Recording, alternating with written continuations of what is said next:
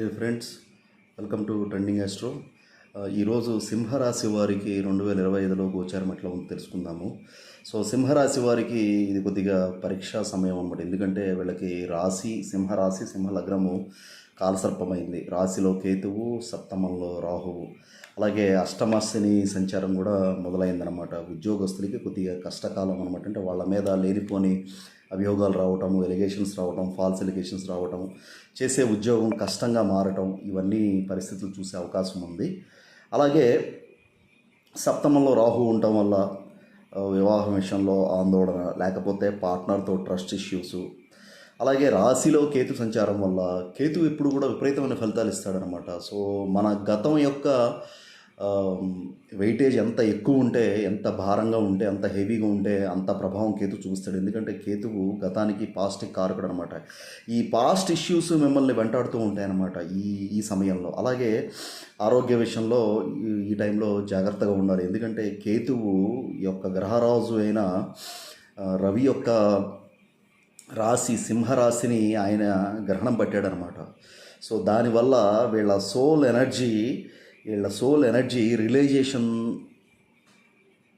అంటే ట్రూత్ని, రియలైజేషన్ని తెలుసుకోవడానికి స్ట్రగుల్ అవుతుందన్నమాట. ఈ టైంలో ఎప్పుడు కూడా కేతువు రాశిలో ఉన్నప్పుడు కానీ, లగ్నంలో ఉన్నప్పుడు కానీ, గోచారంలో కానీ, దశలో కానీ ఎప్పుడు కూడా ఈ జ్ఞానం అజ్ఞానం అనే ఈ రెండు విషయాలతో డీల్ చేయాల్సి వస్తుందన్నమాట.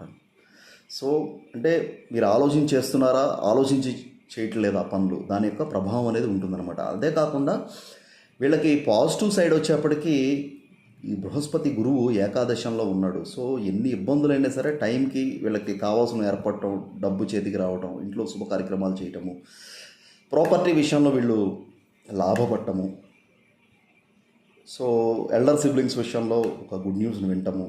సో ఇవన్నీ కూడా గురువు యొక్క, కేవలం ఈ రాశి వాళ్ళకి గురువు ఒక్కడే సపోర్ట్ చేస్తున్నాడు అనమాట.